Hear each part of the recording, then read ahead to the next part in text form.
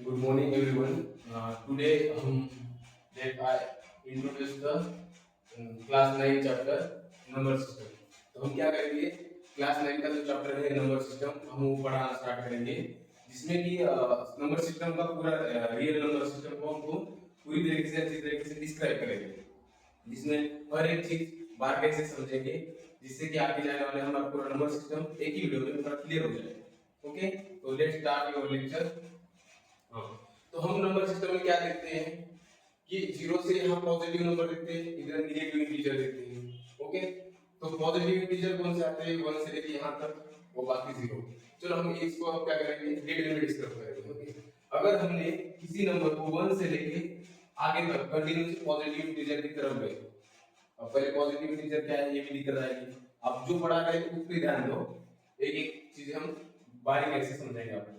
Okay, अब यहाँ ऐसे ले लो, जो नंबर हम काउंटिंग के लिए यूज होते हैं, अगर कोई चीज प्रेजेंट है तो हम क्या बोलेंगे? 1 में प्रेजेंट है, 2 में प्रेजेंट या 3 में। ऐसे थोड़ी ना बोल सकते यहाँ एप्पल नहीं है तो यहाँ 0 एप्पल है, फिर ऐसे तो हम कुछ भी बोल सकते हैं। वहां ऐसे बोलेंगे कि 0 बॉल है, 0 टेबल है, 0 ऐसे बोल ही नहीं सकते ना, क्योंकि 0 क्या है, वो क्या बोलेंगे? कुछ नंबर ही नहीं है, तो हम काउंटिंग में नंबर वही लेंगे जिसमें 1 2 3 4 ऐसे नंबर आ सकते हैं। तो यहाँ देखो जैसे 1 2 3 4 ऐसे पूरा पॉजिटिव इंटीजर की तरफ जा रहा है, तो इस नंबर को हम क्या बोलेंगे?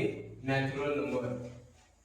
नेचुरल नंबर, जिसको भी मराठी में बोलते हैं हम नैसर्गिक संख्या। ओके, नैसर्गिक संख्या। तो ये जो होता है, ओके, नैसर्गिक संख्या। ओके, उसके बाद अगर अस्सी जो नेचुरल नंबर है इसमें अगर 0 इंक्लूड किया तो ये बोलता है पूरा हो जाता है होल नंबर। ये क्या हो जाता है? Whole number. ओके, जिसको मराठी में बोलते हैं पूर्ण संख्या। ओके, ज्यादातर हमारे बच्चे महाराष्ट्र से है, इसलिए हम मराठी लैंग्वेज का यूज करेंगे ज्यादातर। ओके, वैसे भी हिंदी भी बोली जा रही है हमारी, वर्ड ज्यादा है। तो अब देखो नेचुरल नंबर, तो नेचुरल नंबर में कौन कौन से नंबर आते हैं? तो नेचुरल नंबर हम ले लें 1 से लेके इंफिनिटी तक। अब नेचुरल नंबर में भी ऑड नंबर आते हैं, जो ऑड नंबर वो नंबर होते हैं जिनका 2 से डायरेक्टली फैक्टर होता नहीं है, क्योंकि 2 उसको कंप्लीटली डिवाइड कर नहीं पाता है, रिमाइंडर एटलीस्ट 1 तो बच ही जाता है। ओके, ओके, तो उसको हम बोलते हैं ऑड नंबर। जैसे कि 1 है, उसके बाद 3 है, 3 को अगर 2 से डिवाइड किया तो भी रिमाइंडर 1 बचेगा, 5 को भी 2 से डिवाइड किया तो भी रिमाइंडर 1 बचेगा। ऐसे नंबर को हम बोलते हैं ऑड नंबर। उसके बाद आता है इवन नंबर। इवन नंबर मतलब ऐसे बोलो कि जो 2 से कंप्लीटली फैक्टर हो जाए, जिसका दो टुकड़े में सही से बांटना हो जाए। जैसे कि 4 हुआ तो हम दो चीजें यहाँ भी दे सकते हैं, दो चीजें यहाँ भी दे सकते हैं। 6 हुआ तो 3 यहाँ 3 यहाँ। ऐसे नंबर जो होते हैं उनको हम बोलते हैं इवन नंबर। उसके बाद आता है प्राइम नंबर। तो अब प्राइम नंबर ऐसे नंबर होते हैं जिनको हम किसी नंबर से डिवाइड करना चाह रहे हैं, जैसे कि उसके सिर्फ दो ही फैक्टर होने चाहिए, वो खुद से डिवाइड होना चाहिए या 1 से डिवाइड होना चाहिए। जैसे कि यहाँ नंबर है 1 3 5 7, अगर हमने यहाँ से 3 लिया तो 3 खुद को भी डिवाइड कर रहा है 3 से, और 1 भी डिवाइड कर पा रहा है। ओके, उसके बाद 5 है जो खुद से डिवाइड हो रहा है, और उसके बाद 1 से डिवाइड हो रहा है। उसके अलावा यहाँ कोई और नंबर नहीं है जो इन नंबर को डिवाइड कर पाए। ओके, मतलब हम इसको प्राइम नंबर को उसको बोलते हैं जिसके सिर्फ दो ही फैक्टर हो सकते हैं, या तो वो खुद नंबर या 1, इसके अलावा कोई नहीं हो सकता, उसी नंबर को हम बोलते हैं प्राइम नंबर। अब इसके बाद आता है कंपोजिट नंबर। ये सभी नंबर चल रहे हैं नेचुरल नंबर सिस्टम में। कंपोजिट नंबर वो नंबर होते हैं जिसके मोर देन 2 फैक्टर होते हैं। 1 तो नहीं बोल सकते क्योंकि मोर देन 2 फैक्टर तो हमारे प्राइम में भी आते हैं, तो मोर देन 3 फैक्टर या 3 और 3 मोर देन 2 फैक्टर बोल सकते हैं। ओके, समझ लीजिए जैसे 4 लिया, अगर हमने 4 लिया तो उसको हम 1 से डिवाइड कर सकते हैं, 2 से भी करते हैं, 4 से भी कर सकते हैं। ओके, तो हम इसको 3 नंबर से डिवाइड कर पा रहे हैं, तो ऐसे नंबर को हम बोलते हैं कंपोजिट नंबर, जिसका क्या होना होता है कि जो नंबर है वो कम से कम दो, मतलब कम से कम 2 से ज्यादा ही होनी चाहिए, मतलब 3 होनी चाहिए, उसको हम बोलते हैं कंपोजिट नंबर। अब इसके बाद आता है होल नंबर। होल नंबर वो नंबर होते हैं जो नेचुरल नंबर में सिर्फ 0 इंक्लूड कर लेते हैं, उसी नंबर को क्या बोलते हैं? हम होल नंबर बोलते हैं। ओके, अब होल नंबर हो गया। उसके बाद आता है इंटीजर। इंटीजर मतलब ये होगा पॉजिटिव इंटीजर, जो नेचुरल नंबर है सभी को पॉजिटिव इंटीजर कहेंगे। जो नेगेटिव नंबर है उसको इंटीजर करेंगे, लेकिन नेगेटिव इंटीजर करेंगे। मतलब क्या हो रहा है इनडायरेक्टली, जीरो और पॉजिटिव नंबर, जीरो और नेगेटिव नंबर, इस सभी नंबर को मिला के जो नंबर बन रहे हैं हम उसको बोलते हैं इंटीजर। अब इंटीजर में दो चीज की होती है, जो कि होती है क्या, पॉजिटिव इंटीजर। पॉजिटिव इंटीजर मतलब जो सब पॉजिटिव नंबर है, ओके, 1 2 3 4 ऐसे करके।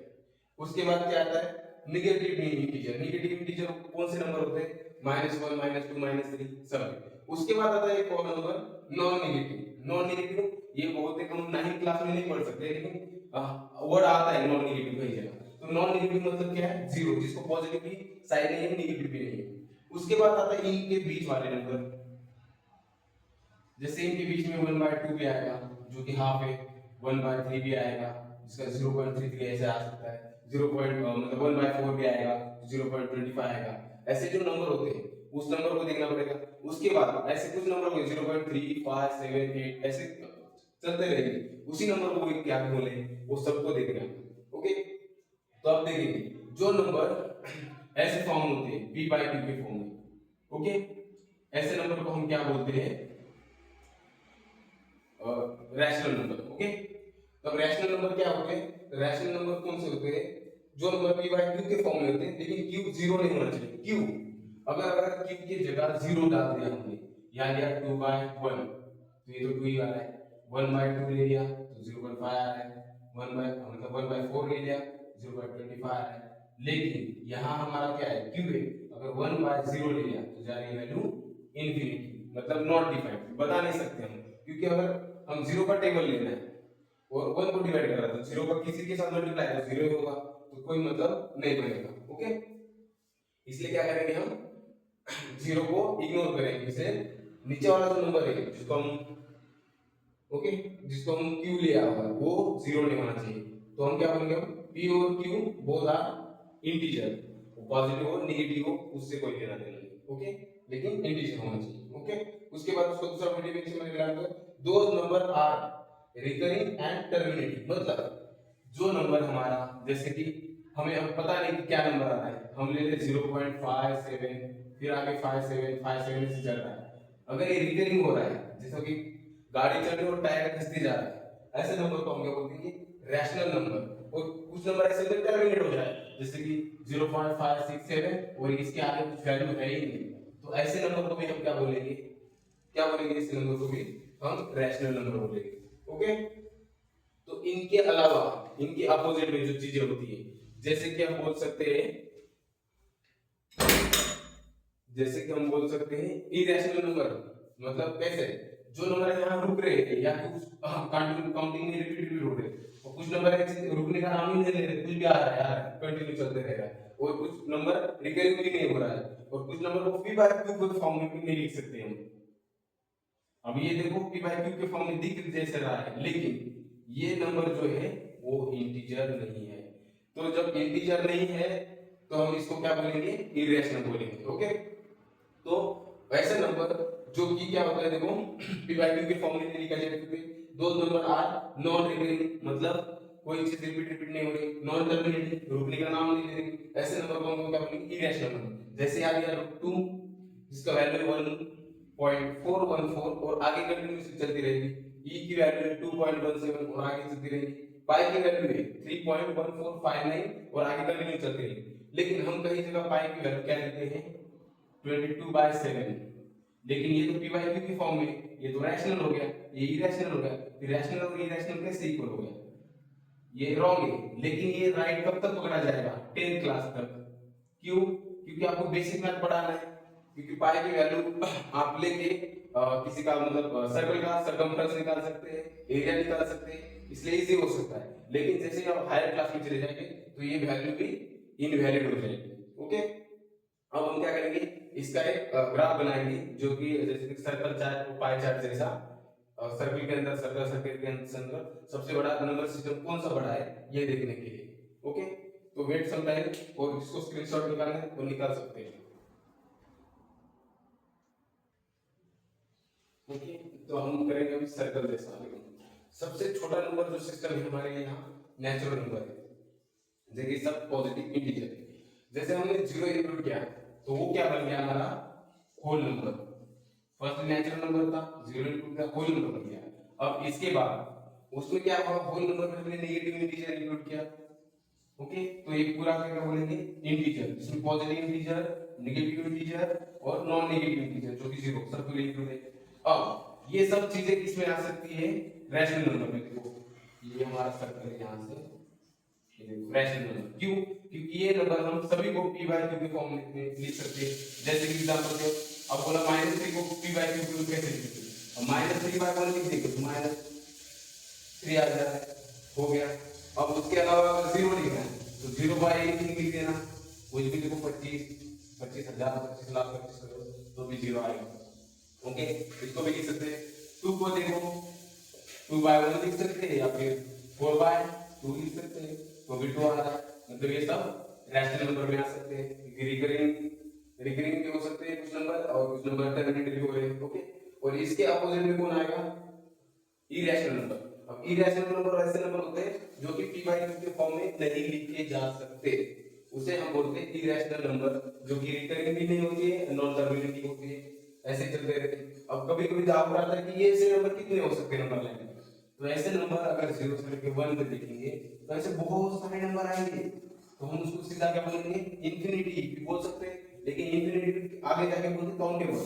काउंटेबल देखो हम तो बोल रहे इंफिनिटी तक जा रहे हैं, तो भी काउंटेबल कोई नहीं है, और उसके बाद ऐसे कंटिन्यू करके जा रहे हैं। ओके, हाँ, तो ऐसे नंबर अनकाउंटेबल है, बता ही नहीं सकते, बहुत ज्यादा है। जैसे कि √2, √3, √5, इसका टोटल रूट निकल ही नहीं रहा है, ऐसे पाई ई और अदर नंबर भी आ रहे हैं, ऐसे अनकाउंटेबल। उसके बाद आता है रियल नंबर, जिसमें रैशनल नंबर, इरेशनल नंबर मिलके पूरे रियल नंबर को बनाते हैं, मतलब पूरी रियल लाइन बन गई हमारी, जिसमें बीच बीच में अगर रैशनल इरेशनल मिलेंगे उसके बाद कुछ जगह जीरो मिलेगा, मतलब पॉजिटिव इंटीजर मिलेंगे, नेगेटिव इंटीजर मिलेंगे, पूरा नंबर ऐसे होंगे। ये आपको 10th क्लास तक या 9th क्लास तक चलेगा। अब 10th क्लास तक जाने तक आपको उसके ऊपर भी एक नंबर सिस्टम आएगा, कॉम्प्लेक्स नंबर सिस्टम। ओके, जिसमें आयोटा मतलब रूट माइनस, मतलब रूट के अंदर माइनस की वैल्यू हम सॉल्व नहीं करते, रूट के अंदर कोई -2 -3 हो गया, ये सॉल्व नहीं करते, तो ये जो होते हैं इमेजिनरी नंबर होते हैं।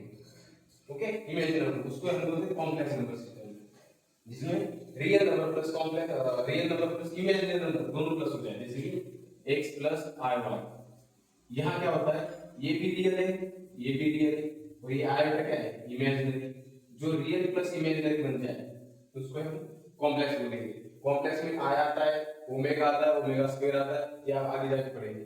यहाँ तक मैंने सब कुछ क्लियर कर दिया है, तो किसी को कोई डाउट हो तो कमेंट बॉक्स में मेंशन कर देना। ओके।